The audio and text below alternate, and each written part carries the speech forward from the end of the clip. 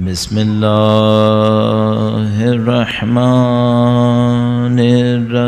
الرحيم الحمد لله رب العالمين والصلاة والسلام على سيد الأنبياء والمرسلين حبيب إله العالمين أبي القاسم محمد صلى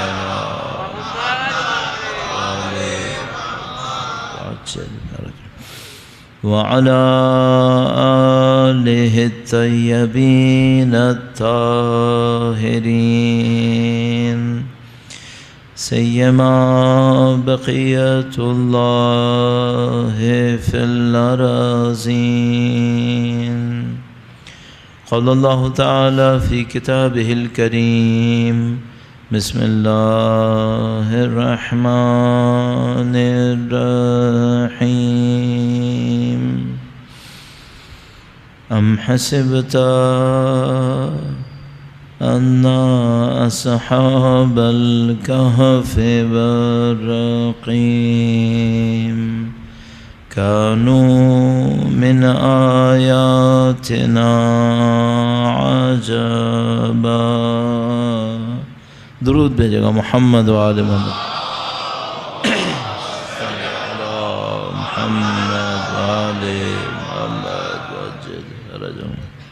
پروردگار عالم کا انتہائی لطف و کرم ہے، خدا متعال کا انتہائی احسان ہے.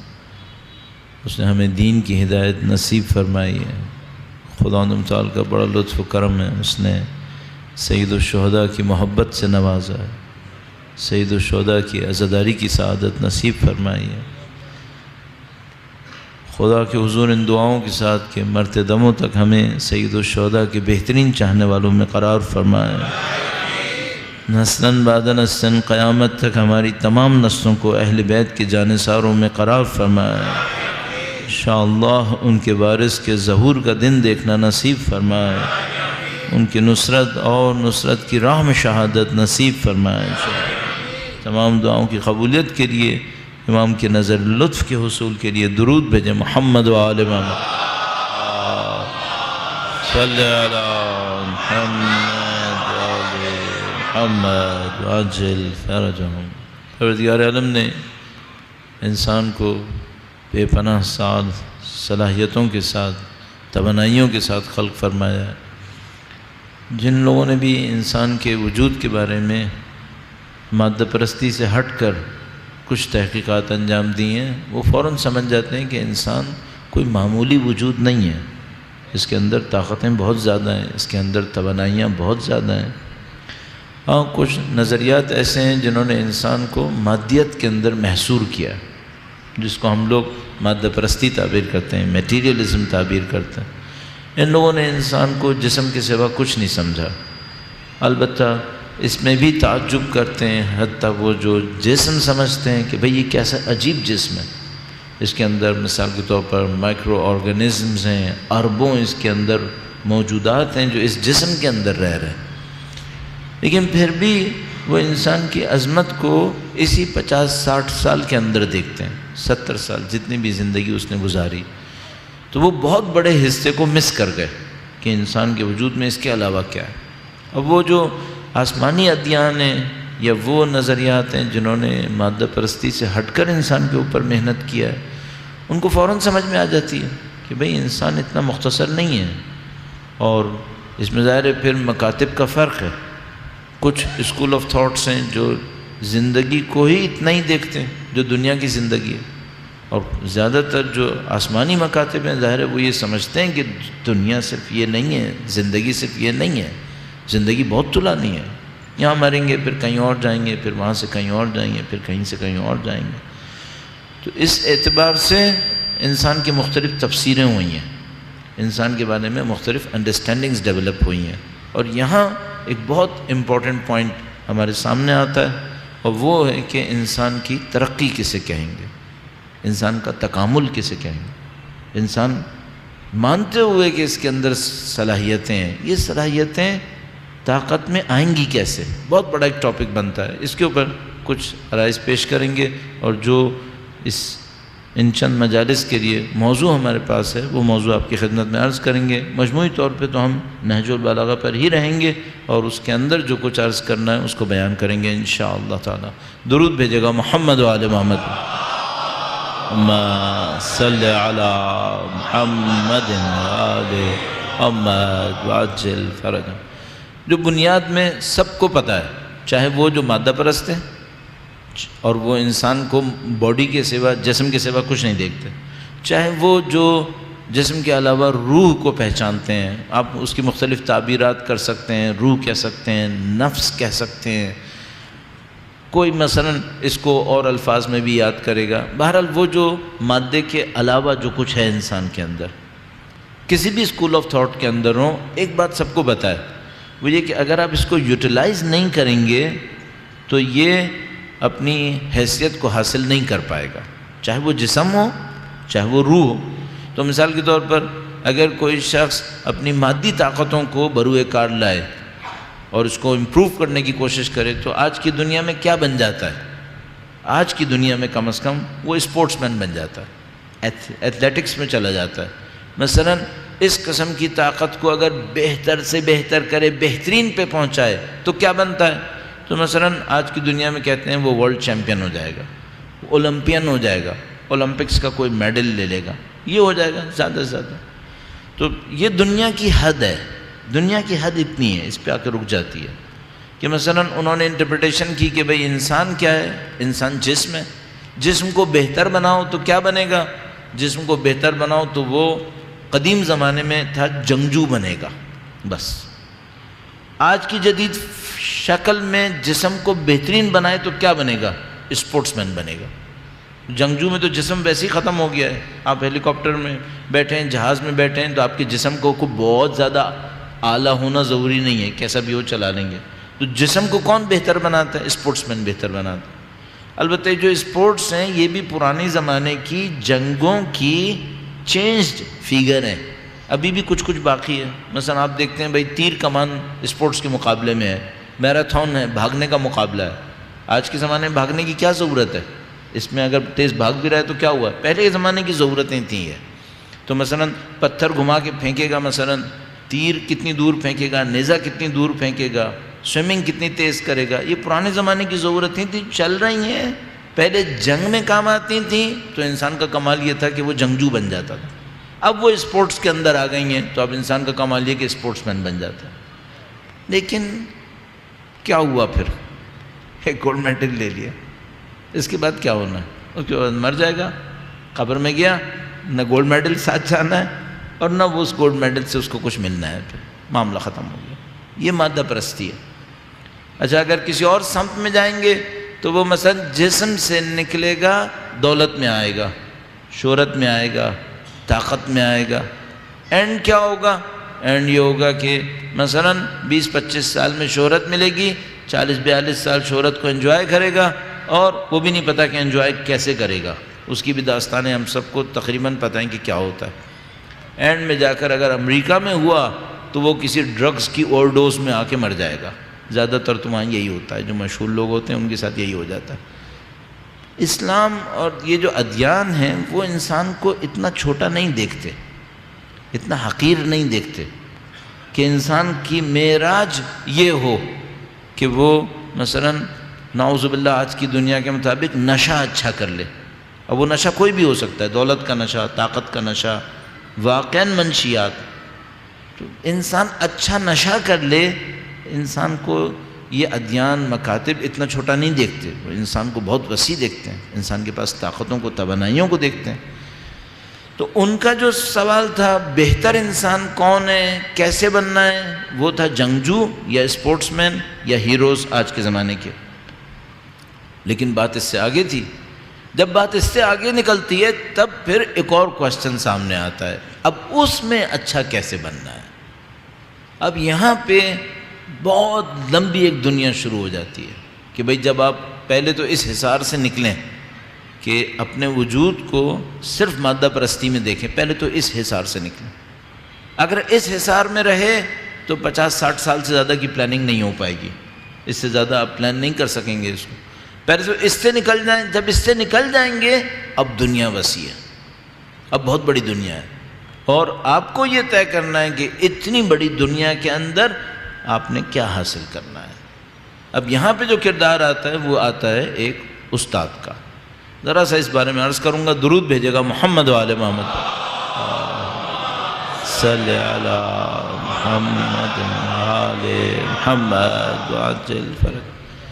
ہم سب کو معلوم ہے کہ بھئی جو ٹیچر ہوتا ہے، استاد ہوتا ہے، اردو میں ہم لوگ شاید زبان کی احساس کمتری میں ایسے پھنس گئے ہیں کہ ٹیچر زیادہ رسپیکٹفل لگ رہا ہے استاد کے مقابلے میں. چونکہ ہم لوگ زبان کی احساس کمتری میں پھنسے ہوئے ہیں، تو لیکن میں خیر استاد پہ ہی رکھ لیتا ہوں، اس میں کیا حرج ہے. یا مثلا سکھانے والا جو کچھ بھی ہے، معلم کہہ سکتے ہیں، رہنما کہہ سکتے ہیں آپ، وہ ذرا زیادہ اچھا لفظ لگ رہا ہے. یہ جو رہنما ہے اس کا کردار بہت امپورٹنٹ ہے، اور اس کی وجہ یہ ہے کہ اگر کسی شاگرد کے اندر، سیکھنے والے کے اندر پوٹینشل بہت زیادہ ہے لیکن اسے بتانے والا ٹارگٹ ہی چھوٹا دے، کیا کر لے گا وہ بیچارہ؟ بڑی قسمت چاہیے کہ وہ اپنے رہنما کے بتائے ہوئے آبجیکٹو تک پہنچ جائے اور پھر اس کو سمجھے کہ یہ جو اس نے بتایا تھا ابھی کہانی بہت لمبی باقی ہے. بہت مشکل ہے. اب اگر مثال کے طور پر ہم اس معاشرے کو دیکھ رہے ہیں جس کے اندر ہم زندگی گزار رہے ہیں، اس کو اگر ہم رہنما لے لیں اس معاشرے کو، تو یہ ہمارے بچوں کو کہاں پہنچا رہا ہے؟ یہ ہمارے بچوں کو یا پیسے بنانے کی مشین بنائے گا یا ان کو شہرت کا حریص بنائے گا، اس سے زیادہ نہیں کرے گا. یا تو یہ بنائے گا کہ پیسے کماؤ، پیسے کماؤ، تمہیں پیسے سے یہ ملے گا، وہ ملے گا، وہ ملے گا، یہ ہمارا رہنما معاشرہ یہ کرے گا. یا ان کو حریص بنائے گا شہرت کے لیے کہ تم مشہور ہو جاؤ گے، تمہیں یہ مل جائے گا، تمہیں وہ مل جائے گا. یہ بہت برا رہنما ہے. اچھا رہنما کیا کرے گا؟ وہ اس کو بتائے گا مثلاً کہ بھائی تمہارے پاس جو کہاں تک تم پہنچ سکتے ہو. اب خدا سے اچھا رہنما تو کوئی نہیں ہو سکتا. خدا نے رہنمائی کی تو ہمیں کیا بتایا؟ عجیب بات ہے. خدا نے رہنمائی کی تو ہم سے یہ کہا کہ میں تمہیں اپنا جیسا بنانا چاہتا ہوں. لمٹ ہی ختم ہو گئی. عبدی اطعنی اجعلک مثلی، اے میرے بندے تو میری اطاعت کر، میں تجھے اپنا جیسا بناؤں گا. یہ بہترین رہنما ہے. یہ وہ رہنما ہے جو اپنے سیکھنے والے کو یہ کہتا ہے کہ تمہاری کوئی لمٹ نہیں ہے، کوئی تمہاری لمٹ نہیں ہے، تم صرف ترقی کرو، ترقی کرو، اتنی ترقی کرو کہ تم اور میں ایک جیسے. ایک فرق کے ساتھ ظاہر ہے، وہ یہ کہ وہ خالق ہوگا اور یہ ہمیشہ مخلوق رہے گا. یہ تو خالق نہیں بن سکتا اب، چونکہ یعنی اپنی ذات میں خود کو تو خلق نہیں کر سکتا، چونکہ خلق ہو چکا ہے، تو یہ مخلوق رہے گا. ہاں طاقتیں توانائیاں اس کی پتہ نہیں کہاں سے کہاں پہنچ سکتی ہیں. تو حدیث قدسی فرماتی ہے کہ میں کہتا ہوں کہ چیزیں ہو جائیں تو ہو جاتی ہیں، تم بھی کہو گے ہو جائیں تو ہو جائیں گی. اور میں حی و قیوم ہوں، مجھے موت نہیں آتی، میں تم کو ایسا بناؤں گا تمہیں بھی موت نہیں آئے گی. تو یہ حدیث قدسی نے معیار کو بہت آگے پہنچا دیا. اب ایک اگلا مرحلہ کہ بھئی خدا نے تو یہاں تک پہنچا دی بات. اچھا یہ حدیث قدسی عرض کرتا چلوں، زیادہ تر کوشش تو یہی کرتا ہوں کہ ضعیف روایت میں آپ کے سامنے بولوں ہی نہیں، بلکہ وہ بھی نہ بولوں جو روایت ضعیف نہ ہو، نہ سمجھنے والے اس کو ضعیف بنا دیتے ہیں چونکہ سمجھ میں آتی نہیں ہے تو ایسی تفسیر کرتے ہیں کہ اس کا معنی بگاڑ کے رکھ دیتے ہیں. تو ہم بولنے والوں کو احتیاطی کرنی چاہیے کہ نہ وہ بولے جو ضعیف ہے، نہ وہ بولے جو ضعیف دماغ ضعیف بنا دیں گے اس کو، چاہے وہ بہت مضبوط ہو. سوچ سمجھ کے بولنا چاہیے ورنہ معاملہ خراب ہو جاتا ہے. آج کل تو ویسے ہی معاملہ بہت خراب ہوا ہے، آپ کو پتہ ہی ہے. تو اس میں یہ تھا کہ اب یہ حدیث قدسی مستند ہے، یہ اہل سنت کے پاس بھی ہے، ہمارے پاس بھی ہے، اور اس کے اوپر رلائے کرتے ہیں علماء، عرفاء، فقہاء وغیرہ. تو یہ جو اسٹینڈرڈ تھا کہ خدا ہمیں اتنی دور تک لے جانا چاہتا ہے. اب ظاہر ہم لوگوں کے لیے تو یہ کہانی کی طرح ہے، ہم لوگوں کے لیے تو یہ ایسے ہی ہے جیسے ہمیں کوئی حضرت خضر کا واقعہ سنائے تو ہم کہیں گے ہاں بھائی ایک حضرت خضر ہوتے تھے، اب ظاہر ہے میں تو حضرت خضر نہیں بننے والا، تو ہم لوگوں کے لیے تو ایک کہانی کی طرح ہے۔ لیکن ایک بات ہے کہ جس خدا نے یہ حدیث قدسی دی، اس نے زمین پہ وہ استاد بھی بھیجے جنہوں نے یہ شاگرد بنائے، پھر یعنی صرف تھیوری پہ نہیں چھوڑا، پریکٹیکل کر کے بھی دکھایا ہے انہوں نے وہ بندے بنائے کہ جنہوں نے یہ سب کچھ کیا۔ اور بس خدا نے کیا ثابت کیا؟ خدا نے ثابت کیا کہ بھائی میں نے صرف ایک بات جسے کہتے ہیں نا کوائن نہیں کی ہے، پورا نظام دیا ہے میں نے، استاد دیے، شاگرد دیے، طریقہ بتایا ہے، اس پہ چلو اس پہ چلو۔ ہاں مثلا لوگ کیپیبل نہیں ہوں گے، میرے جیسے ضعیف ہوں گے، کمزور ہوں گے، کچھ توانائی رکھتے ہوں گے، کوئی آگے جائے گا، کوئی پیچھے جائے گا، کوئی بھاگتا ہوا جائے گا، کوئی لنگڑاتا ہوا جائے گا، کوئی سلو سلو چلتا ہوا جائے گا، یہ سب تو چالیں چلیں گے لوگ، لیکن نظام پورا دیا ہے اس نے، نظام اس نے پورا دیا، استاد، شاگرد، طریقہ، مراسم، تمام چیزیں بیان کر دیں۔ اور کون اس نظام کو نبی اور اولاد نبی سے بہتر بیان کر سکتا تھا؟ درود بھیجے گا محمد و آل محمد، اللہم صلی علی محمد و آل محمد وعجل فرج یا اللہم صلی علی محمد و آل محمد وعجل فرج۔ تو انہوں نے پورا نظام بیان کیا، اور میں تیسری دفعہ عرض کر رہا ہوں کہ نظام صرف بیان نہیں کیا بلکہ کر کے دکھایا، کیونکہ یہ ڈویبل ہے، ایسا نہیں ہے کہ صرف کتابوں کی کہانیاں ہیں۔ پھر ایک اور کام ہوا، وہ یہ کہ ہر دور میں، اب یہ سمجھ میں آتا ہے، اس کو دعوے کے طور پہ کہہ سکتے ہیں لیکن اس کو شاید ثابت نہ کر پاؤں میں، لیکن یہ کہہ سکتے ہیں دعوے کے طور پہ، ہر دور میں شاگرد بھی بنائے، خالی دور نہیں چھوڑا۔ مثلا ایسا نہیں تھا کہ 1400 سال پہلے وہ شاگرد بنے، مثلا 200 سال پہلے بننا بند ہو گئے، نہیں، نظام چلتا رہا، نظام چلتا رہا ہر دور میں۔ شہید مطہری نے جو اسلامی علوم کے تعارف پر کتاب لکھی ہے، اس کتاب میں ایک علم عرفان لکھا ہے، علم عرفان۔ علم عرفان میں انہوں نے عرفاء کی فہرست بیان کی ہے، عرفاء کی اجمالی فہرست، پہلی صدی میں، دوسری صدی میں، تیسری صدی میں، چوتھی صدی میں، تو انہوں نے کسی حد تک اس فہرست کو بیان کیا ہے۔ تو ہم الحمدللہ کہہ سکتے ہیں کہ ہر دور میں، اسی لیے میں نے کہا ثابت کرنا تو بہت مشکل ہے، لیکن کہہ سکتے ہیں ہر دور میں نبی اور اولاد نبی کا دیا ہوا نظام شاگرد بناتا رہا، شاگرد بناتا رہا۔ ہم اور آپ، یہ موضوع نہیں ہے لیکن میں عرض کر رہا ہوں، ہمیشہ بھی عرض کرتا ہوں، کئی دفعہ عرض کر چکا ہوں، ہم اور آپ بہت خوش قسمت ہیں، بہت خوش قسمت ہیں۔ مجھے لگتا ہے کہ شروع میں جب بھی یہ شاگرد بنتے تھے، یہ لوگ بہت چھپے ہوئے رہتے تھے، یہ لوگ دکھاتے نہیں تھے اپنے آپ کو۔ ہم لوگ اس اعتبار سے خوش قسمت ہیں کہ آخری 250 سال 300 سال میں گویا ٹرینڈ تھوڑا چینج ہو گیا، ٹرینڈ چینج ہو گیا، اور وہ لوگ آہستہ آہستہ ظاہر ہونا شروع ہو گئے۔ اور یہ جو نسل ہے، یہ نسل آخری 40-50 سال، یہ کوئی ایکسٹرا آرڈنری خوش قسمت ہے۔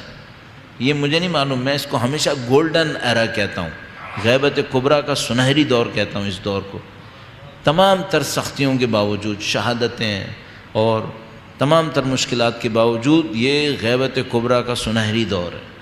اس سنہری دور کی ایک خاصیت یہ ہے کہ اس میں وہ جو شاگردان معظم تھے، قابل تعظیم شاگرد تھے، وہ شاگرد ظاہر بھی ہوئے، اور انہوں نے گویا جو کچھ پہلے 4 5 50 60 افراد میں محدود رہتا تھا، اسے انہوں نے تھوڑا کھول دیا، معاملے کو انہوں نے کھول دیا۔ کیوں ایسا کیا انہوں نے؟ ایک مثال عرض کرتا ہوں آپ کی خدمت میں۔ آیت اللہ حسن زادہ آملی نے ایک کتاب میں امام خمینی کے استاد مرزا جواد ملکی تبریزی کی ایک کتاب ہے المراقبات نام کر کے، میں سنا ہے شاید اردو میں کسی نے اس کے ایکسٹریکٹس کا ترجمہ کیا ہے ابھی کچھ عرصے پہلے، شاید میں نے دیکھی بھی ہے، لیکن میں ابھی تھوڑا سا تردد میں ہوں کہ شاید دیکھی یا نہیں دیکھی، لیکن مجھے لگ رہا ہے کہ میں نے دیکھی، خواب نہیں ہوگا انشاءاللہ۔ تو وہ جو مراقبات کتاب تھی، استاد حسن زادہ آملی اس کتاب کو بہت پسند کرتے تھے، تو انہوں نے اس کتاب کے پیش گفتار میں جو بعد میں پرنٹ ہوئی تو اس میں لکھا تھا کہ یہ کتاب ایسی کتاب ہے کہ اگر کوئی اس کتاب پہ چلے تو کئی منزلوں تک شاید اس کو براہ راست استاد کی بھی ضرورت نہیں پڑے گی، کہ اگر کوئی اس کتاب پہ چلے تو کئی منزلوں تک براہ راست استاد کی ضرورت نہیں پڑے گی، یہ کتاب اس کو لے چلے گی۔ اچھا یہ پہلے ہوتا تھا کیا؟ نہیں، پہلے ایسا نہیں ہوتا تھا۔ پہلے کیا ہوتا تھا؟ مثلا ایک واقعہ بیان کرتے ہیں، کہتے ہیں کہ ان عرفاء میں سے کوئی، جہاں تک مجھے یاد آتا ہے، اگر میں غلطی نہ کر رہا ہوں، میری بھی میموری مکس کر دیتی ہے بعض اوقات ناموں کو، شاید سید علی قاضی طباطبائی کا واقعہ ہے۔ سید علی قاضی طباطبائی کہیں تدریس فرما رہے تھے، یہ لوگ 4-5 لوگوں سے زیادہ کو نہیں سکھاتے تھے، تو وہ سکھا رہے تھے ایک کتاب سے، ایک اجنبی اندر داخل ہوا اور ان کو ڈر تھا کہ اس اجنبی نے اگر میرے ہاتھ میں یہ کتاب دیکھ لی تو بلوہ مچ جائے گا۔ ویسے بھی سید علی قاضی، بہت معذرت کے ساتھ عرض کر رہا ہوں، نجف میں مخبوط الحواس مشہور تھے کہ بھئی یہ کچھ معاملہ کچھ اور ہے ان کا۔ کئی گھنٹے قبرستان دارالسلام کے سامنے کھڑے رہتے تھے تو لوگ کہتے تھے پتہ نہیں کیسا آدمی ہے، کیوں کھڑا رہتا ہے یہاں پہ۔ تو وہ جو پڑھاتے تھے وہ بھی لوگوں کو مشکوک لگتا تھا، تو وہ کہیں پڑھا رہے تھے، 4-5 ان کے شاگرد تھے، ایک کتاب ان کے ہاتھ میں تھی اور ان کو ڈر تھا کہ یہ بندے نے اگر دیکھ لیا تو بلوا ہو جائے گا۔ تو جیسے ہی وہ اندر آیا تو برابر میں آتش دان میں آگ جل رہی تھی، تو آغا نے سب کو اشارہ کیا شاگردوں کہ تم بیٹھے رہو، اور کتاب آتش دان میں ڈال دی، کتاب آتش دان میں ڈال دی۔ اب شاگرد یہ دیکھ رہے تھے کہ استاد جس کتاب کا مقدس سمجھ کے احترام کرتا ہے اس نے کتاب آتش دان میں ڈال دی ہے، تو کتاب تو گئی اور جل گئی۔ تو وہ بیٹھے، وہ اب شاگرد سارے اندر کسمسا رہے تھے کہ یہ کیا ہو گیا، اب اس کتاب کا کیا ہوگا، یہ تو جل گئی۔ اور استاد نے کہا کہ سب کو اشارہ کیا کہ تم لوگ خاموش بیٹھے رہو۔ وہ آئے، جو کوئی بھی آیا اس نے بات کی، وہ چلا گیا۔ جب چلا گیا تو استاد نے آتش دان میں سے کتاب کو صحیح سالم دوبارہ نکال لیا واپس۔ یہ لوگ اتنا چھپاتے تھے، اتنا چھپاتے تھے، اب کیوں کھول رہا، اب کیوں کھل کے سامنے آئے؟ مثلا سید علی قاضی کا بیچارے کا اتنا بھی احترام نہیں تھا کہ لوگ ان کو باعقل سمجھیں، کافی لوگ ان کو سمجھتے تھے کہ مخبوط الحواس ہیں۔ اچھا یہ آج کے دور میں سید آغا مثلا ایت اللہ العظمہ مرحوم بہجت کا جو اتنا احترام ہے، ایرا غیرہ جانتا ہے، ادھر کا ادھر کا رہنے والا سب جانتے ہیں، یہ ایکسٹراڈنری نہیں ہے کیا؟ 250-300 سال میں تو ان کے اساتذہ کو لوگ نہیں جانتے تھے، یہ تو چھپا کے کام کرتے تھے، سب کے سب خاموش رہنے والے تھے۔ اور میں کئی دفعہ اس بات کو آپ کی خدمت میں عرض کر چکا ہوں کہ ایت اللہ العظمہ بہجت کو بھی زیادہ لوگ نہیں جانتے تھے، بہت کم لوگ جانتے تھے۔ یہ تو اچانک آخری 20-25 سال میں پتہ نہیں کیوں ان لوگوں نے کھولنا شروع کر دیا سارا معاملہ۔ اس اعتبار سے یہ نسل کوئی خوش قسمت نسل ہے، یا یہ نسل بہت سختی میں پھنسنے والی نسل ہے، اس کا امتحان بہت سخت ہوگا۔ دو میں سے کوئی ایک معاملہ ہے۔ میں عرض کرتا ہوں، جن آئے اللہ کے نبی کو قرآن پڑھتا دیکھا، جنہوں نے دیکھا کہ اللہ کے نبی قرآن پڑھ رہے ہیں، قرآن عجیب کتاب تھی، اس سے متاثر ہو گئے، واپس جا کے اپنے قوم سے کہنے لگے یا تو خدا نے کوئی بھلائی بھیجی ہے یا اس قوم کو عذاب آنے والا ہے، چونکہ ایسی کتاب بھیجی ہے کہ اب اگر اس کا انہوں نے انکار کیا ان کو خدا نہیں بخشے گا۔ تو یا تو بھائی کوئی معاملہ ایسا ہے کہ ہم لوگ بڑے خوش قسمت ہیں، یا کوئی معاملہ ایسا ہے کہ ہم لوگ بڑے میدان میں پھنسنے والے ہیں، کسی بڑے کٹھن میدان میں پھنسنے والے ہیں، اور ہم سے کوئی امتحان لیا جائے گا کہ بھئی تمہارے سامنے تو ہم نے وہ کھول کے بتا دیا تھا جو دوسروں کو نہیں بتایا تھا، تو تم نے کیوں نہیں کیا؟ تو یہ ایک بیک گراؤنڈ ہے جس کے اندر اب میں آپ کی خدمت میں موضوع عرض کرنے والا ہوں۔ درود بھیجے گا محمد و آل محمد۔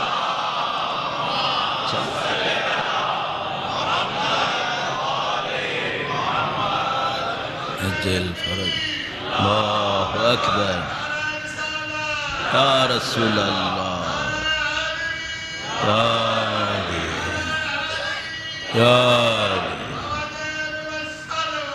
اللہم صلی علی محمد محمد عجل فرج۔ تو یہ وہ پس منظر جس کے اندر ہمیں سمجھ میں آتا ہے کہ بھئی ہم لوگوں کو کچھ محنت کرنی پڑے گی۔ اچھا یہ جو تربیت کا طریقہ کار تھا، ایک تو وہ تھا جو مثال کے طور پر وہ چھپا ہوا طریقہ کار تھا یا بہت سخت تھا، بہت سخت تھا. مثلا شاید آپ المراقبات کے چند صفحے پڑھیں تو آپ کو سمجھ میں آ جائے گا کہ بھئی یہ بتاتے کیوں نہیں تھے. جب آپ صرف یہی پڑھ لیں کہ رات کو سونے سے پہلے کیا کیا کرو تو آپ کو فوراً سمجھ میں آ جائے گا کہ بھئی ایسا ہے کہ یہ اردو میں ترجمہ نہ ہی ہو تو بہتر ہے, یہ عربی فارسی میں ہی رہ جائے. سخت ہے واقعا, ان لوگوں کا کام بہت سخت ہے. اچھا, اب اس سختی کے ہوتے ہوئے جو اس کام کے اندر ہے, بہرحال یہ نیا نہیں ہے, راستہ نیا نہیں ہے. کیوں؟ پوری تاریخ کے اندر لوگ ایسے تھے جو ائمہ کے پاس آتے تھے, پوچھتے تھے کہ ہم تہذیب نفس پہ کام کرنا چاہتے ہیں, ہمیں کیا کرنا چاہیے. مشہور و معروف حدیث جو ہم اور آپ کئی دفعہ ذکر کر چکے ہیں, عنوان بصری, کہ مثلا وہ بصرہ کے رہنے والے تھے, مدینے آئے, امام سے ملے, یہ سب ہوا. امام نے بتایا کہ بھائی تم یہ کرو. امام نے ان کو 12 نصیحتیں کی کہ جس کو یہ لوگ عرفا کہتے ہیں کہ یہ تو سمجھ لیں آپ کا ایسا گائیڈ لائن ہے, آپ کی ایسے بلٹ پوائنٹس ہیں کہ آپ کی جیب میں ہونے چاہیے.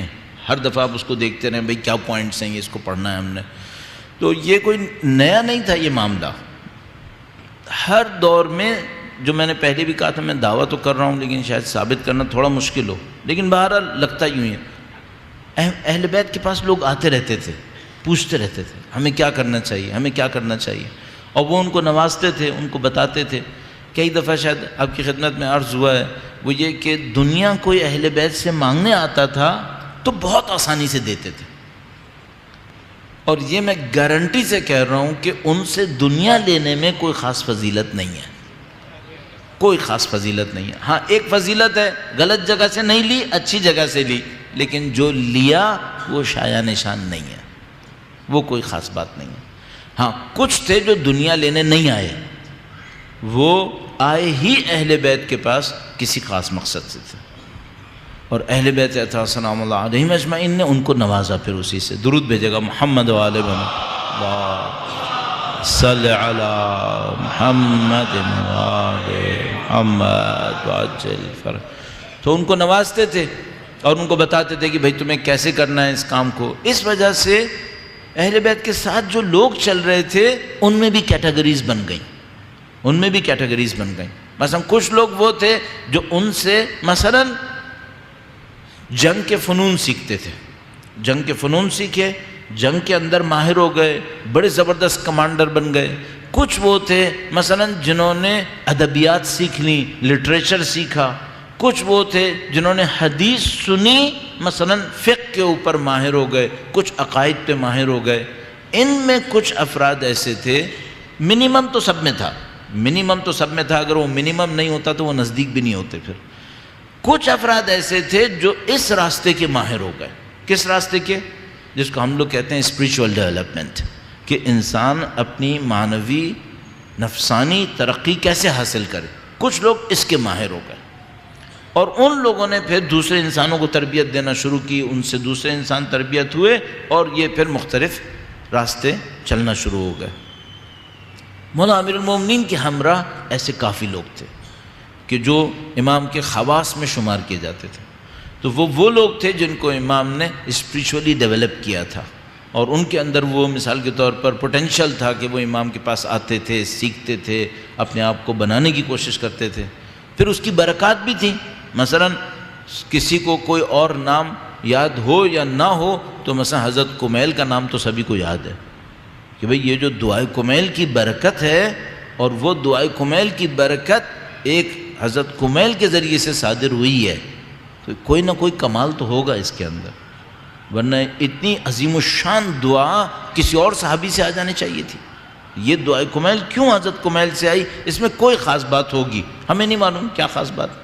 یا مثلا ایسی اگر ہم لوگ اپنی نسل کی بات کریں تو پوری تشیع کے اندر کسی بھی آپ امام بارگاہ میں جائیں, کسی بھی سینٹر میں جائیں, کسی بھی جگہ پہ جائیں, آپ کو مفاتیح الجنان ملی جائے گی, ملی جاتی ہے.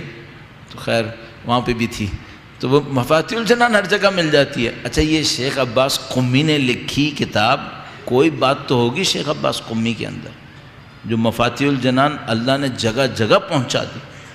تو کیا اس میں ہوتا ہے یہ ہمیں نہیں معلوم, صرف اتنا پتہ ہے کہ بھئی امیر المومنین کے ساتھ کچھ افراد تھے, وہ خواص میں سے تھے, یہاں پہ ہم اس لفظ کو استعمال کر سکتے ہیں خواص، جس کو ہم انگلش میں ترجمہ کریں مزہ نہیں آتا، لیکن اس کو ایلیٹس کہتے ہیں، کہ وہ ایک خاص گروپ تھا، خاص افراد تھے، وہ امیر المومنین سے سیکھتے تھے اور اس میں نفسانی ترقی ان کی بہت زیادہ تھی، جیسے میں نے مثال دی حضرت کمیل کی۔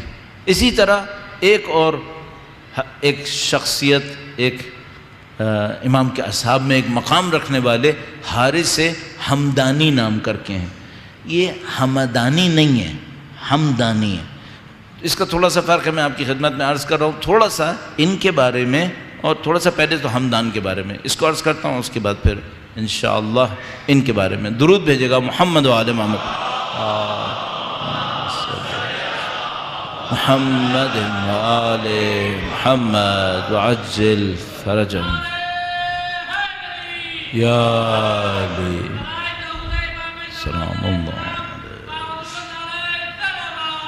اللہم صلی علی محمد وعجل فرج۔ ایک ایران میں شہر ہے ہمدان، میم کے اوپر زبر، ہمدان۔ ہمدان شہر کی تاریخ بہت پرانی ہے، مثلا کہتے ہیں حضرت نوح کے پوتے تھے ہمدان جنہوں نے یہ شہر بنایا تھا۔ اب پتہ نہیں اس میں کہاں تک صداقت ہے، لیکن بہرحال انسائکلوپیڈیاز وغیرہ کے اندر جب ہمدان کا تذکرہ ہوتا ہے تو یہ بیان کرتے ہیں۔ پھر وہاں پہ کچھ چیزیں بھی ہیں ایسی واقعہ عجیب و غریب سی جو سمجھ میں نہیں آتا بہرحال کیا ہے، لیکن بہرحال اس طرح سے کہتے ہیں۔ یہ جو حارث ہمدانی ہے، ہمدان یمن کا ایک قبیلہ ہے، اس کا اس ہمدان سے کوئی تعلق نہیں ہے، بالکل کوئی تعلق نہیں۔ ہمدان یمن کا ایک قبیلہ ہے اور یہ یمن میں رہتے تھے۔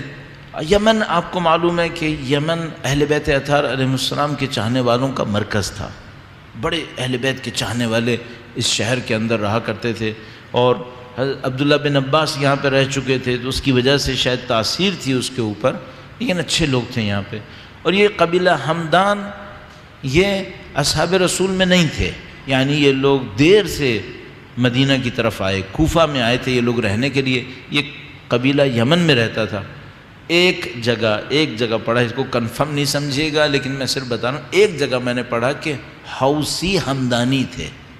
یہ جو حوث قبیلہ تھا یہ ہمدانیوں کی برانچ تھی۔ اب نہیں معلوم یہ آج کے جو حوثی ہیں یہ اسی ہمدان کے ہیں یا نہیں ہیں، اس پہ کوئی کنفرمیشن نہیں ہے، میرے پاس تو نہیں ہے، شاید سرچ کروں تو مل جاتی لیکن میرے پاس تو کم از کم ٹائم نہیں تھا، یا میرے اندر اس کے اوپر انٹرسٹ نہیں تھا کہ میں اس کو ڈھونڈتا، شاید وہی ہوں شاید نہ ہوں۔ یہ ہمدان قبیلہ کوفہ بننے کے بعد یمن سے نکلا اور کوفہ کے سراؤنڈنگ میں آ کے رہنے لگا۔ اس کا مطلب ہے یہ لوگ اصحاب رسول کاؤنٹ نہیں ہوں گے، چونکہ کوفہ ظاہر ہے کہ بعد میں ڈیولپ ہوا ہے، تو یہ لوگ کاؤنٹ ہوں گے تابعین میں سے، جو رسول اللہ کے اصحاب کے بعد کی کلاس ہے تابعین، اس میں یہ لوگ کاؤنٹ ہوں گے۔ لیکن خود حارث ہمدانی ان کا بڑا مقام سمجھا جاتا ہے۔ ان کی شخصیت ایک تو یہ کہ امیر المومنین کے چند خاص اصحاب میں سے شمار کیے جاتے ہیں۔ امیر المومنین نے ہر ایک کو کوئی فن بھی سکھایا ہے، مثلا مشہور ہے ابو الاسود دوئلی نام کر کے امیر المومنین کے صحابی تھے جن کو لٹریچر سکھایا تھا۔ آج کی عربک لٹریچر زیادہ تر ابو الاسود دوئلی سے اپنے آپ کو ایکسٹریکٹ کر رہی ہوتی ہے۔ امیر المومنین نے حارث ہمدانی کو حساب کتاب کا فن سکھایا تھا۔ یہ حساب کتاب کے ماہر تھے جس کو آج کی زبان میں ہم لوگ شاید میتھمیٹکس کہہ سکیں گے، اور ان کی جو حساب کتاب کی مہارت تھی وہ دو جگہوں کے اوپر اسلامی معاشرے میں نظر آتی تھی۔ ایک تو یہ کہ جب گورنمنٹ کا بجٹ اور مالیات ٹیکسز کی بات ہوتی تھی، اور دوسرا جب ارث کی تقسیم، وراثت کی تقسیم کی بات ہوتی تھی تو اس میں ان کو بہت ماہر سمجھا جاتا تھا۔ ان کی اولاد میں بھی یہ مہارت تھی، ایک قول کے مطابق ان کی اولاد میں بھی مہارت تھی، چونکہ بعد میں کچھ لوگ آئے ہیں جو ابن حارث کے نام سے مشہور ہوئے اور وہ اسی فن کے ماہر تھے، تو لوگ کہتے ہیں شاید وہ حارث کے فرزند رہے ہوں گے۔ حارث ہمدانی کی ایک تو یہ خاصیت تھی، دوسری خاصیت جو ظاہر ہے کہ بہت امپورٹنٹ تھی، اس سے زیادہ امپورٹنٹ وہ یہ کہ امام کے عاشق تھے، انتہائی عاشق۔ ایک واقعہ بہت نفیس واقعہ بیان کرتے ہیں، کہتے ہیں کہ دوپہر کا وقت تھا، بہت سخت گرمی تھی۔ اب پتہ نہیں وہ حجاز میں جو گرمی پڑتی ہے وہ ابھی بھی کم نہیں پڑتی، اس زمانے میں اس وقت کیا گرمی پڑ رہی ہوگی کہ بہت سخت گرمی تھی، اور امیر المومنین کے گھر تشریف لے آئے۔ حارث ہمدانی دوپہر کے وقت میں، سخت گرمی کے وقت میں جب لوگ گھر سے باہر نہیں نکلتے، وہ امیر المومنین کے گھر پر آئے۔ امیر المومنین نے پوچھا کہ تم یہاں کیوں آئے ہو؟ اب پوچھا کہ کیوں آئے ہو تو کہا کہ نہ میں کسی کچھ لینے آیا ہوں، یعنی کوئی وجہ نہیں ہے جس میں میری مثلاً کوئی ضرورت ہے جس کو میں پورا کرنے کے لیے آیا ہوں، صرف آپ کی محبت مجھے کھینچ کے لائی ہے، آپ کا دیدار مجھے کھینچ کے لایا ہے۔ اچھا ظاہر ہے کہ یہ دو شہر میں رہنے والے نہیں ہیں کہ مثلاً بچھڑے ہوئے مہینوں گزرے ہوں گے، ہفتوں گزرے ہوں گے، نہیں، صبح کو شاید دیکھا ہوگا مسجد کے اندر، لیکن پتہ نہیں ان کے اندر کیا طلب اٹھی کہ وہ دوپہر کے وقت میں امیر المومنین کے گھر پر آئے۔ کہا میں کسی وجہ سے نہیں آیا ہوں، صرف آپ کو دیکھنے کے لیے آیا ہوں، آپ کی زیارت کرنا چاہتا تھا۔ امیر المومنین نے اس موقع کے اوپر ایک روایت ارشاد فرمائی، بہت تاریخی روایت۔ امیر المومنین نے فرمایا کہ اگر تم صرف اس محبت میں میرے پاس آئے ہو کہ مجھے دیکھنا چاہتے ہو تو میں 3 جگہوں پہ تمہارے پاس آؤں گا، 3 جگہوں پہ میں تمہارے پاس آؤں گا۔ ایک اس وقت جب تمہاری سانسیں حنجرے پہ پہنچی ہوئی ہوں گی، جب تم لب مرگ ہوگے میں تمہارے پاس آؤں گا۔ فرمایا ایک اس وقت آؤں گا جب تم محشر صراط پر ہوگے، جب تم پلے صراط پہ چلنے لگو گے میں اس وقت آؤں گا تمہارے پاس۔ اور کہا ایک اس وقت آؤں گا جب حوض پہ پہنچنے والے ہوگے، میں اس وقت تمہارے پاس آؤں گا۔ اگر تم میری محبت میں آئے ہو میں تمہاری محبت میں اتنا آؤں گا۔ اللہ کہاں حارث ہمدانی، کہاں ہم، کہ وہ فضل کرنے والے ہیں، وہ بخشنے والے ہیں، وہ نوازنے والے ہیں۔ انشاءاللہ دعا کی قبولیت کے لیے درود بھیجیں محمد و آل محمد، اللہ محمد و آل محمد وعجل فرج۔ اچھا یہ جو جملہ امام نے ارشاد فرمایا، یہ جو مکالمہ ہوا، یہ آپ خود احساس کر رہے ہیں نا، یہ عام محبت نہیں ہے۔ یہاں پر حارث ہمدانی کے اندر یہ کیفیت ہے۔ اور یہ جو امام نے بھی جملہ فرمایا میں اس طرح سے آؤں گا، یہ امام کیا ہر آدمی کو کہیں گے یہ جملہ؟ ہر آدمی کو یہ راز بتائیں گے کہ ایسا ہونے والا ہے؟ بہت سارے لوگ نااہل ہیں، وہ اس کو سن ہی نہیں سکتے، سمجھ ہی نہیں سکتے۔ اور یہ بھی میں آپ کی خدمت میں عرض کروں کہ بعض لوگوں نے یہ کہا ہے کہ شاید ہم سے ایک غلطی ہو گئی، وہ یہ کہ ہم نے اہل بیت کے بعض راز نااہلوں کو بتا دیے۔ یہ جو بعض کہتے ہیں علماء کہ یہ جو معاشرے کے اندر خرابی آئی ہے، ایک وجہ کیا تھی؟ ہم نے راز سنبھالے نہیں۔ جو ہمیں راز سنبھال لینے چاہیے تھے وہ ہم نے نااہلوں کو بتا دیے۔ ان نااہلوں کو پتہ چلے تو وہ کیپیسٹی نہیں تھی ان کے اندر، نہیں سنبھال سکے وہ لوگ، اور انہوں نے کچھ نہ کچھ ریاکشن دے دیا، کسی نے کچھ ریاکشن دیا، اور وہ نہیں ہوا جو ہونا چاہیے تھا۔ تو ایک بات یہ کہتے ہیں، تو بہرحال یہ جملہ عام جملہ نہیں ہے، امام ہر ایک سے نہیں کہیں گے۔ یا مثال کے طور پر ایک موقع کے اوپر حارث ہمدانی آئے امام کے سامنے اور امام نے ان سے ایک جملہ کہا۔ اب یہ دیکھیں، یہ اورینٹیشن سکھا رہی ہے، بتا رہی ہے اورینٹیشن کیا ہے۔ امام نے ان کو دیکھا اور کہا کہ اس طرح سے فرمائیں کہ اے حارث، بعد میں کمیت اسدی بہت بڑے شاعر تھے اہل بیت کے چاہنے والوں میں، انہوں نے امام کا یہ فرمان شعر میں بنا دیا، تو وہ ڈاکومنٹڈ ہو گیا اور شعر بڑا مشہور ہو گیا۔ اور امام نے فرمایا اے حارث، کوئی مرنے والا مجھے دیکھے بغیر نہیں مرے گا، کوئی مرنے والا مجھے دیکھے بغیر نہیں مرے گا۔ چاہنے والا ہوگا تو میرا دیدار اسے سکون دے گا، دشمن ہوگا تو میرا دیدار عذاب دے گا۔ کوئی مرنے والا مجھے دیکھے بغیر نہیں مرے۔ مولا سب کو اچھی خوبصورت پاکیزہ زیارت نصیب فرمائے۔ ایک بار پھر درود بھیجے گا محمد و آل محمد، محمد۔ آپ دیکھ رہے ہیں کہ ان کی شخصیت کیسی ہے۔ ایک معنی میں جس کو ہم لوگ کہتے ہیں عوامی لہجے میں ہم لوگ کہتے ہیں پراسرار شخصیت۔ امام ان سے موت کی باتیں کر رہے ہیں، امام یہ بتا رہے ہیں یہ ہوگا یہ ہوگا، امام ہر ایک سے یہ باتیں نہیں کہتے تھے۔ تو ایسی ایک شخصیت کو امام نے ایک خط لکھا ہے، حارث ہمدانی کو امام نے ایک خط لکھا ہے۔ یہ خط نہج البلاغہ میں 69 نمبر پر ہے، 69 پر، مفتی جعفر حسین صاحب اعلی اللہ مقامہ کی ترتیب میں. اور جہاں تک آج میں سرچ کر رہا تھا، تقریباً جو مجھے ابھی تک احساس ہوا اکثر لوگوں کی ترتیب میں وہ 69 بنتا ہے. 68واں خط عبداللہ بن عباس کے نام پر ہے، وہ بھی اخلاقی نصیحتیں، میں آپ کی خدمت میں اسے دن میں 1-2 دن میں عرض کر دوں گا، شاید کل ہی عرض کر دوں. اور 69 جو لیٹر ہے مکتوب ہے وہ حارث حمدانی کے نام پر ہے. نہج البلاغہ میں کم از کم اس خط کے اطراف میں بیک گراؤنڈ نہیں لکھا کہ حارث حمدانی کو یہ خط کیوں لکھا. جہاں تک میں دیکھ پایا، البتہ میں کل اور ڈھونڈوں گا اس کو، شاید مجھے اس لیٹر کا کوئی بیک گراؤنڈ مل جائے، لیکن ابھی تک مجھے کوئی خاص بیک گراؤنڈ نہیں ملا سوائے خود ان کی شخصیت کے. خود ان کی شخصیت ایک بیک گراؤنڈ ہے کہ مثلا اس قسم کی نفیس پاکیزہ پراسرار شخصیت ہے تو یہ خط کیوں دیا ہوگا. ظاہر ہے یہ خط جو ہے وہ ٹیکس کے بارے میں نہیں ہے، یہ خط دشمن سے لڑنے کے بارے میں نہیں ہے، یہ خط اخلاقی نصیحتیں ہیں. تو یوں سمجھ میں آتا ہے کہ مثلا کسی موقع پر مثلا حضرت حارث نے یہ کہا ہوگا کہ مثلا مجھے تربیت کے لیے کچھ تحریر فرما کے دیں، کچھ ڈاکومنٹ کر دیں، اور امام نے یہ خط ارشاد فرمایا. ایک بات اور ہے جو کافی لوگوں نے اس کو ذکر کیا ہے کہ شاید یہ خط دور خلافت کا نہیں ہے، شاید یہ خط دور خلافت سے پہلے کا ہے.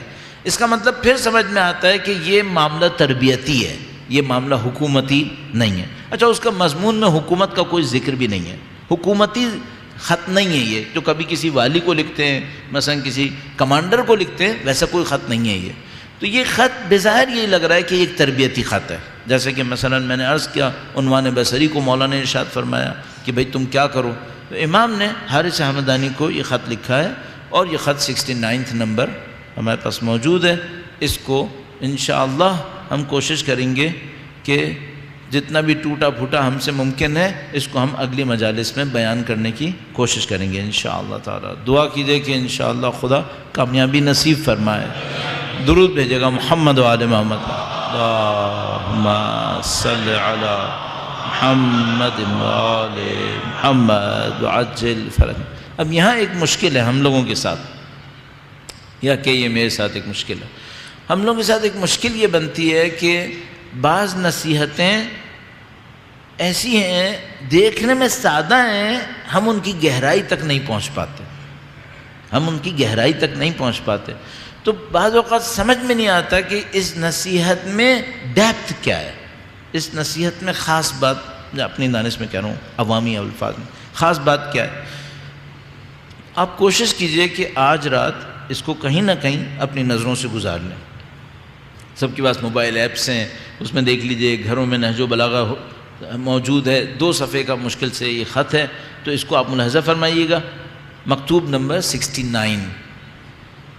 اس کو ایک دفعہ دیکھ لیں تو سرسری طور پر دیکھ کر شاید کہہ رہا ہوں کوئی یہ کہے کہ بھئی ہمیں کو سمجھ میں نہیں آیا. مثلا میرے جیسا آدمی جب مجھے کچھ سمجھ میں نہیں آتا کہ خاص بات کیا ہے تو میں کہتا ہوں مجھے سمجھ میں نہیں آیا. تو ممکن ہے کوئی کہے کہ سمجھ میں نہیں آیا، لیکن تھوڑا سا رکے، تھوڑا سا اس کے اوپر محنت کریں گے.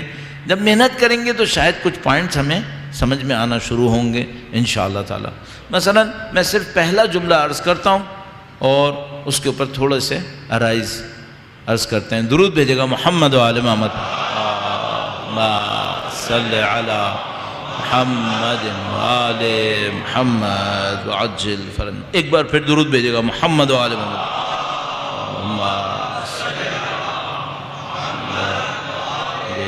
محمد وعجل فرج. میرے پاس جو آسان ترین راستہ تھا وہ یہی تھا کہ میں اس کو موبائل پہ رکھ لوں تاکہ پھر مشکل نہ بنے. لکھا ہے من کتاب لہو علیہ السلام الی الحارث الحمدانی، امام کا مکتوب حارث حمدانی کے لیے. وَتَمَسَّكْ بِحَبْلِ الْقُرْآنِ وَانْتَصِحْهُ وَأَحِلْ حَلَالَهُ وَحَرِّمْ حَرَامَهُ وَصَدِّقْ بِمَا أَسْلَفَ مِنَ الْحَقِّ.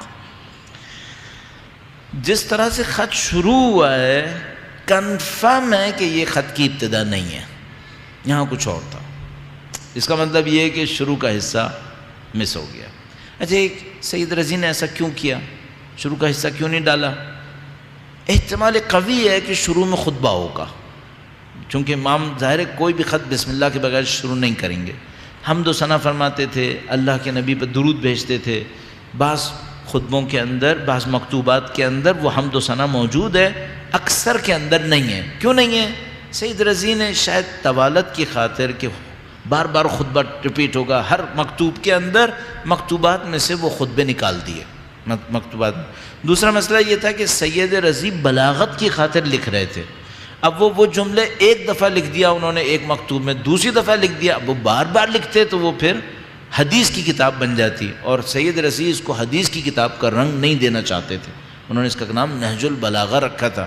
اور اس میں بھی راز شاید یہ تھا کہ سید رضی یہ نہیں چاہتے تھے کہ یہ شیعوں کی کتاب بن جائے، تو صرف مثلا شیعہ پڑھیں گے دوسرے نہیں پڑھیں گے، وہ چاہتے تھے سب پڑھیں ایسے، تو انہوں نے اس کو حدیث کا نام نہیں دیا بلکہ بلاغت کے نام سے رکھا، اس خاطر وہ شروع کا حصہ اس کے اندر نہیں ہے۔ لیکن بہرحال انسان کا دل تھوڑا سا کسمس آتا ہے کہ کاش وہ شروع والا حصہ بھی ہوتا تو اس کا ایک ٹون بنتا ہے، پھر ڈیولپ ہوتے ہوئے ہم اس تک پہنچتے، لیکن بہرحال ایسا نہیں ہوا، شروع یہاں سے ہوا۔ واو لکھا ہوا ہے شروع میں، وَتَمَسَّكْ، اور اس کا مطلب کنفرم پہلے کچھ ہے، ورنہ اور سے کیوں شروع ہوگا، بس یہ مس ہو گیا یہاں پہ۔ وَتَمَسَّكْ بِحَبْلِ الْقُرْآنِ، اور حارث حمدانی سے فرمایا کہ قرآن کی رسی کو تھامے رہو، تھام لو، وَانْتَصِحُوا، اور اس سے نصیحت حاصل کرو، اس کے حلال کو حلال قرار دو، اس کے حرام کو حرام قرار دو، وَصَدِّقْ بِمَا أَسْلَفَ مِنَ الْحَقِّ، حق میں سے جو کچھ بیان ہو چکا ہے اس کی تصدیق کرو، حق میں سے جو کچھ بیان ہوا ہے اس کی تصدیق کرو۔ بس یہاں پہ رک جاتے ہیں، 2-3 جملے عرض ہوئے، پہلے جملے کو لے، تمسک بحبل القرآن، درود بھیجے گا محمد و آل محمد۔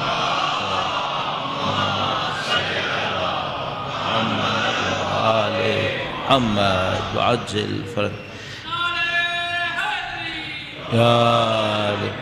موجودہ علماء جو اس بیانات کی تشریح کرتے ہیں ان میں ایک مشہور نام آیت اللہ جوادی عاملی کا ہے۔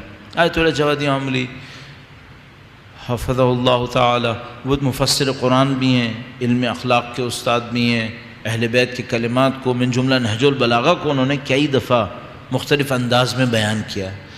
تمسک بحبل القرآن پر بہت خوبصورت انہوں نے ایک بیان ارشاد فرمایا، اور انہوں نے کہا کہ انہوں نے سورہ قدر سے استفادہ کیا، سورہ قدر سے لے کر تشریف لائے، اس میں کہا کہ امام نے فرمایا کہ قرآن کی رسی کو تھام لو، قرآن کی رسی کو تھام لو۔ اچھا، بہت خوبصورت ایک تعبیر آیت اللہ نے استعمال کی، انہوں نے کہا کہ جب خدا نے قرآن نازل کیا، معذرت کے ساتھ ذرا سا سخت لفظ انہوں نے استعمال کیا، میں اس کو استعمال کر رہا ہوں، تو خدا نے نازل کیا یا گرا دیا؟ کیا کیا خدا نے؟ صحیح، تو مثال کے طور پر اگر گرا دیں تو کیا ہوتا ہے؟ مثلا چھت سے کوئی چیز گرا دیں تو کیا ہوگا؟ وہ زمین پہ گر جائے گی، صحیح؟ تو کیا خدا نے مثلا اسقاط، گرا دینے، اسقاط سخت کر دینا، گرا دینا، کیا خدا نے قرآن گرایا ہے یا خدا نے قرآن نازل کیا ہے؟ تو فرمایا نہیں، خدا نے گرایا نہیں ہے، گرایا جو ہے وہ بے ادبی بھی ہے، اور پھر گویا نعوذ باللہ تعالیٰ قرآن زمین پہ ہے اور گرا ہوا ہے، تو فرمایا نہیں، گرایا نہیں ہے، خدا نے اِنَّا أَنزَلْنَاهُ فِي لَيْلَةِ الْقَدْرِ۔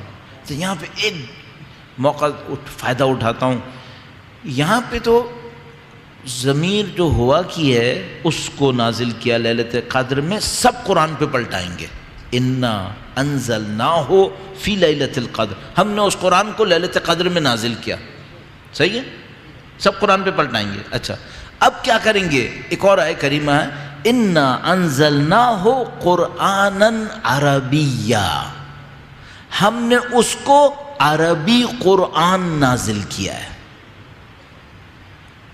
اب اس کو کہاں پلٹائیں گے؟ پیچیدگی آئی سامنے۔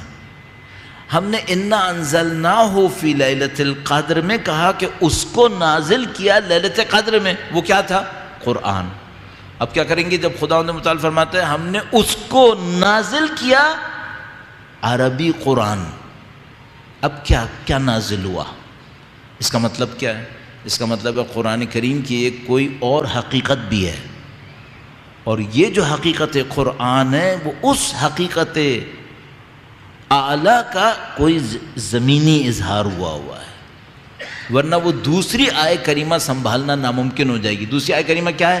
اِنَّا أَنزَلْنَاهُ قُرْآنًا عَرَبِيًّا، ہم نے اس کو قرآن عربی بنا کر نازل کیا۔ اس کا مطلب پیچھے کوئی اور حقیقت ہونی چاہیے۔ اس کا مطلب کیا ہے؟ اب میں ایک سوال پوچھتا ہوں، ہم جب قرآن پڑھتے ہیں تو کس سے رابطہ کرتے ہیں؟ اس قرآن سے یا اس قرآن سے؟ ہم اس قرآن سے آگے نہیں بڑھ رہے، ہم اس قرآن کی سوچتے ہی نہیں ہیں۔ اس کا مطلب ہے اس کے پیچھے ایک اور حقیقت ہے ہمارے پاس موجود ہے کہ قرآن قیامت کے دن شکوہ کرے گا کہ میں تھا اور پڑھا نہیں گیا۔ کون شکوہ کرے گا؟ اس کا مطلب ایک حقیقت پیچھے ہے ہمارے پاس۔ تو ہم جب قرآن کریم پڑھ رہے ہیں تو کیا اس حقیقت سے رابطہ کر سکتے ہیں؟ یہ ہمیں سوچنا پڑے گا۔ بس صرف پوائنٹ کے طور پر بس وہ دوسری آیہ کریمہ کو ضرور سوچے گا، اِنَّا أَنزَلْنَاهُ قُرْآنًا عَرَبِيًّا۔ قرآن نازل ہوا، انہوں نے فرمایا کیا گرایا ہے یا نازل کیا ہے؟ انہوں نے فرمایا نہیں، گرایا نہیں ہے بلکہ نازل کیا ہے۔ اب نازل ہونے کے بعد ہماری ذمہ داری کیا ہے؟ کہا تمسک، قرآن سے تمسک کرو، تمسک بحبل القرآن، تم قرآن کی رسی کو تھام لو۔ تمسک تو ہمیں پتہ ہی ہے، قرآن کی رسی کو تھام لو۔ تو اس کا مطلب کیا ہے؟ اس کا مطلب ہے کہ اگر یہ قرآن کی رسی لٹکی ہوئی ہے، گویا اگر میں یہاں سے تھام لوں تو اوپر کس سے بندھی ہوئی ہے یہ؟ اگر میں اس قرآن کی رسی کو یہاں سے تھام لوں، صحیح، تو یہ اوپر کس سے بندھی ہوئی ہے؟ اوپر خود خدا سے بندھی ہوئی ہے۔ اب میرے پاس سارے چانسز ہیں کہ میں اس رسی کو تھام کر یہیں رہوں یا اوپر چلا جاؤں، اور کتنا اوپر جاؤں۔ یہ اس جملے کے اندر ہے، تمسک بحبل القرآن۔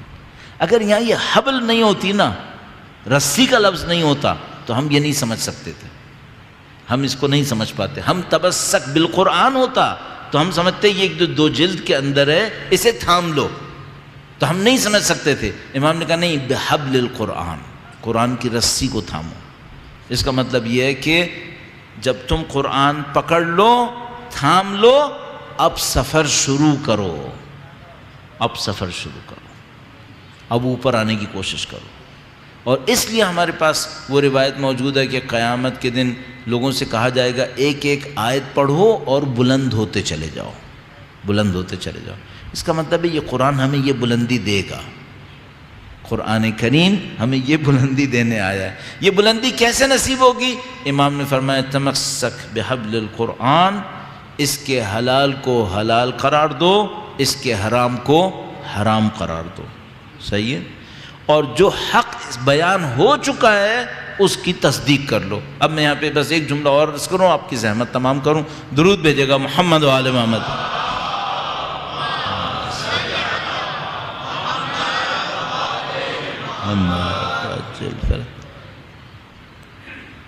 کیا حارث ہمدانی قرآن کے حلال کو کچھ اور کہہ سکتے تھے؟ کیا حارث ہمدانی قرآن کے حرام کو کچھ اور کہہ سکتے تھے؟ تو امام نے یہ جو کہا کہ اس کے حلال کو حلال کرو اور اس کے حرام کو حرام، تو یہ کیوں فرمایا؟ بھائی کوئی چانس ہے کہ کوئی مسلمان حلال قرآن کو کچھ اور کہے گا؟ اس کا مطلب کیا ہے؟ معاملہ کہنے کا نہیں ہے، معاملہ کرنے کا ہے۔ یہ معاملہ کہنے کا نہیں ہے۔ یہ جو امام نے فرمایا اس کے حلال کو حلال کرو، یہ بھی نہیں ہے وہاں احل، اس کے حلال کو حلال کرو، اس کے حرام کو حرام کرو۔ اس کا مطلب کیا ہے؟ اس کا مطلب ہے تم بہت سارا قرآن پڑھتے رہو گے، اس میں ایک جملہ آئے گا کہ یہ منع ہے اور تمہارا دل مطمئن نہیں ہوگا۔ صدق، اس حق کو قبول کر لو، تصدیق کر دو جو گزر چکا۔ حق بہت وسیع ہے، اس کے اوپر کل انشاءاللہ اگر خدا متعال نے توفیق نصیب فرمائی، خدا کے حلال کو حلال کرو جو قرآن میں ہے۔ اس کا مطلب کیا ہے؟ اس کا مطلب ہے کہنے کا معاملہ نہیں ہے، یہ معاملہ کرنے کا معاملہ ہے کہ اگر خدا متعال مثلاً یہ کہتا ہے وَلَا تَجَسَّسُوا، تجسس مت کرو، تو تم حلال کو حلال کرو، حرام کو حرام کرو۔ اگر خدا کہہ رہا ہے یہ مت کرو وَلَا يَغْتَبْ بَعْضُكُمْ بَعْضًا، نہ کرو غیبت تم میں سے بعض دوسرے بعض کی، تو مت کرو۔ یہ اصول بناؤ کہ اگر خدا کی کتاب ایک چیز کہتی ہے یہ کرو تو تم کرو، اور وہ کہتی ہے نہیں کرو، تو تم صرف پڑھ کر اکتفا مت کرو بلکہ کر کے دکھاؤ۔ جب یہ کرو گے تو تمسک ہے، جب نہیں کرو گے تو تمسک نہیں ہے۔ اچھا جب کرو گے اور تمسک ہوگا تب تم بلند ہوگے، اور اگر کہتے رہو اور نہ کرو تو تمسک کہاں ہوا؟ تمسک نہیں ہوا تو رسی لٹکی ہوئی ہے، میں اس رسی کو دیکھ رہا ہوں لیکن میں اونچا نہیں ہو پاؤں گا۔ یہ پہلا اسٹیپ ہے، یہاں سے کام شروع ہوگا۔ تو مثال کے طور پر انسان کیا کرے؟ قرآن کریم کو دیکھے، اپنے آپ سے پوچھے بھئی میں نے اس میں کس کے حلال پہ عمل کیا یا نہیں کیا، اس کے حرام کو حرام کر لیا یا نہیں کر لیا۔ اس طرح اپنی زندگی کو قرآن کریم کے پیرامیٹر کے اوپر ڈیولپ کرے، آہستہ آہستہ بلند ہونا شروع ہو جائے۔ یہ کہ بلند ہوگا تو کیا ہوگا، یہ امام کے قول میں آنا چاہیے۔ اگر امام کا قول یہاں سے شروع ہو رہا ہے تمسک بحبل القرآن، حلال کو حلال کہو، حرام کو حرام کہو، بما اسلفا، جو حق جا چکا ہے اس کی تصدیق کرو، پھر یقیناً آگے آنا چاہیے کہ اگر کوئی یہ کرے گا تو کیا ہوگا، اور انشاءاللہ اس کو بیان کرنے کی کوشش کریں گے۔ آخر میں انسان کیا سوچتا ہے؟ زندگی کتنی رہنی ہے؟ کرنا کیا ہے یہاں پہ؟ آخر میں بس یہ بات سمجھ میں آتی، اور اس مکتوب کے اندر یہ چیز بہت خوبصورت آئی ہوئی ہے کیا یہاں پر؟ یہاں پہ کیا ہے؟ یہ بات بہت سخت ہے کہ انسان کا ذہن اس دنیا کی باؤنڈری سے نکل کر مسلسل سوچے۔ ہم لوگ بہت کم اس دنیا کی باؤنڈری سے نکل کے سوچ پاتے ہیں کبھی کبھی۔ بہت مشکل ہے کہ کوئی انسان اس دنیا کی باؤنڈری سے نکل کے مسلسل سوچنا شروع کرے، واقعاً سخت ہے یہ۔ اگر کوئی یہ کرنا شروع کر دے تو پھر اس کو بہت ساری چیزیں فوراً سمجھ میں آتی ہیں، لیکن ہم لوگ مشکل یہ کہ اس میں پھنس گئے اس دنیا کی باؤنڈری کے اندر۔ اور یہ جو حارث ہمدانی ہیں، دو روایتیں ان کی ہیں، دونوں موت کے بعد کی ہیں یا موت کی ہیں، اس کا مطلب ہے حارث ہمدانی اس باؤنڈری سے نکل چکے تھے یقیناً۔ وہ تو خیر اصحاب خواص میں سے تھے تو یقیناً نکل چکے ہوں گے، لیکن کچھ لگتا ہے ان کی کوئی خاصیت ہے۔ تو اب ہم کیا کر سکتے ہیں؟ 8-9 دن اس کے اوپر محنت کریں گے، شاید خدا اس کے صدقے میں ہماری باؤنڈریز کو ذرا پھیلا دے، ہمیں اس محدودیت سے نکلنے کا موقع دے دے۔ چونکہ انسان کسی جب ایک کلام کے اوپر محنت کرتا ہے تو اس کلام کا کوئی نہ کوئی معنوی اثر اس کے اوپر ہوتا ہے۔ اچھا ہوتا ہے تو اس کا اچھا اثر ہوتا ہے، برا ہوتا ہے تو اس کا برا اثر ہوتا ہے۔ ہم اس کلام کو پڑھنے کی طرف جائیں گے جو مولا امیر المومنین جیسے نے حارث ہمدانی جیسے کو کہا ہے، تو اس کی یقیناً ایک نورانیت ہوگی، اور اس نورانیت کو ہم محظوظ ہو سکتے ہیں اس نورانیت سے اگر ہم اگلے دنوں میں اس کے اوپر محنت کریں۔ تو میں آپ سے بھی کہوں گا دعا کریں کہ میں بھی محنت کر سکوں اور ہم سب مل کر اس کے اوپر محنت کریں۔ اللہ نے اجتماع کے اندر بہت برکت رکھی ہے، اجتماعی کاموں کے اندر خدا نے بڑی برکت رکھی ہے۔ تو یہ نہیں ہو سکتا کہ آپ تو چاہیں اور آپ کی دعا مجھے نہ گھسیٹے۔ اگر آپ نے چاہا تو خدا مجھ جیسے کم ظرف اور نکمے سے بھی یہ کام کروا لے گا، لیکن آپ کو چاہنا پڑے گا، آپ کو چاہنا پڑے گا۔ تو آپ خدا سے دعا کریں تاکہ انشاءاللہ وہ فیض خدا کا، امیر المومنین کی ذات کا فیض، وہ یہاں پہ جاری ہو جائے کسی طریقے سے، اور اس میں ہم برکتیں لائیں گے اس کام کو آسان کرنے کے لیے کہ ہمارے دلوں کو وہ تیاری نصیب ہو اہل بیت کے مصائب سے۔ یہ جو مصائب ہیں یہ واقعاً معرکہ ہونا چاہیے کہ یہ انسان کے دل کو اس قساوت سے نکال کر محبت کی طرف لے کے جاتے ہیں۔ انسان محبت کے بغیر نہیں رو سکتا، قسی القلب انسان نہیں روتا ہے۔ جس دل کے اندر بہرحال کوئی محبت ہوگی، کوئی جذبہ ہوگا، وہی آنسو بہائے گا، ورنہ کوئی کیوں آنسو بہائے گا؟ آپ پتھروں کو دیکھ کے آنسو نہیں بہائیں گے، آپ عمارتوں کو دیکھ کے آنسو نہیں بہائیں گے، لیکن خداوند متعال نے آپ کے اور ہمارے دلوں کے اندر بہرحال محبت قرار دی ہے، اہل بیت اطہار کے لیے، ان کے مصائب کے لیے۔ لہذا میں عرض کرتا ہوں اس کو، اپنے لیے بھی آپ کے لیے بھی عرض کر رہا ہوں کہ آپ کبھی کبھی مجلسوں میں روتے ہیں، لیکن کبھی ایسا بھی ہوتا ہے انسان تنہائی میں بھی رو لیتا ہے۔ یہ عین محبت ہوگی، اس کے بغیر انسان نہیں رو سکتا، تنہائی میں نہیں رو سکتا۔ مجلس میں شاید ماحول کی وجہ سے رو لے، لیکن اگر کوئی مثلاً سید الشہداء کی یتیمہ بچی کی پیاس یاد کر کے تنہائی میں رو رہا ہے، اس کا مطلب ہے کہ یہ سچی محبت میں رو رہا ہے، ورنہ نہیں رو سکتا تھا۔ اس کے دل میں محبت بھی ہے، سچی محبت ہے۔ عزیزوں، میں معمولاً کوشش کرتا ہوں بی بی کی ذات گرامی سے تبرک حاصل کرنے کے لیے جہاں کہیں عشرہ مجلس پڑھوں، پہلے دن مصائب بی بی سیدہ طاہرہ سلام اللہ علیہا کے پڑھنے کی کوشش کرتا ہوں۔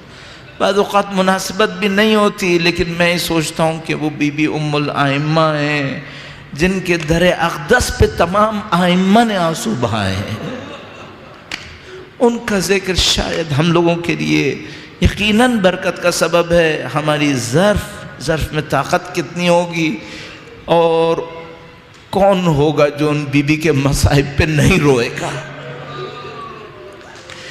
وہ عظیم الشان ہستی ہیں کہ جب تشریف لاتی تھیں تو اللہ کے نبی کھڑے ہو جایا کرتے تھے، ان کا احترام کیا کرتے تھے، اور سیدہ طاہرہ کو دیکھ کر فرماتے تھے مجھے فاطمہ میں سے جنت کی خوشبو آتی ہے۔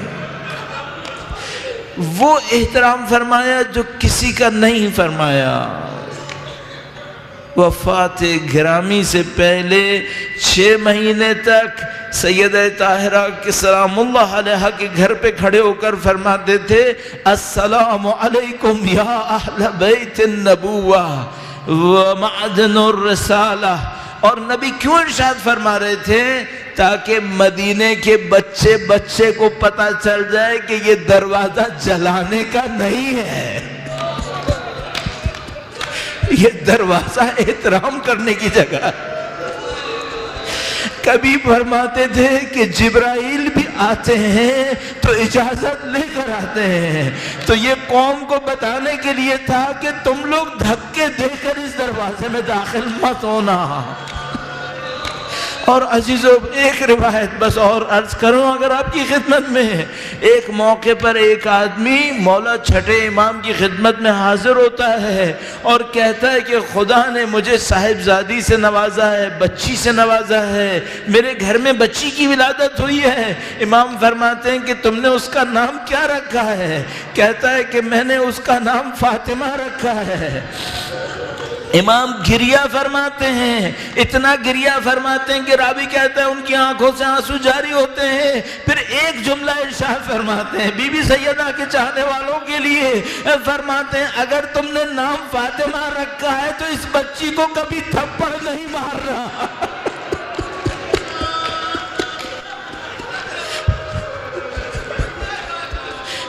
اے امام، اے امام،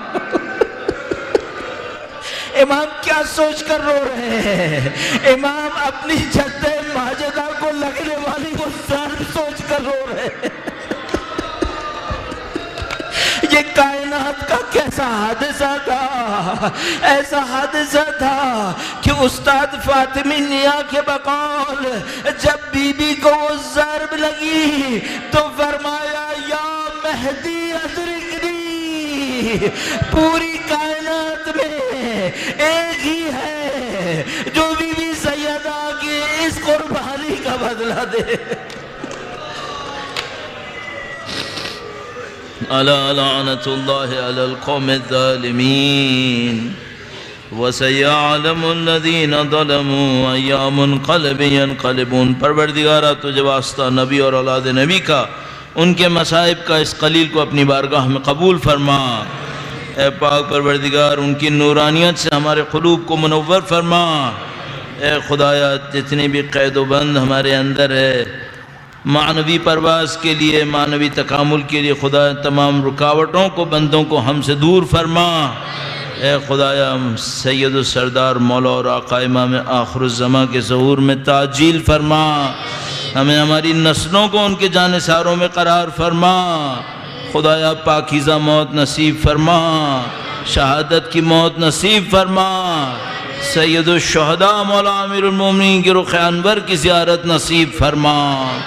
ربنا تقبل منا انک انت السمیع العلیم بجاہ محمد و آلہ الطاہرین۔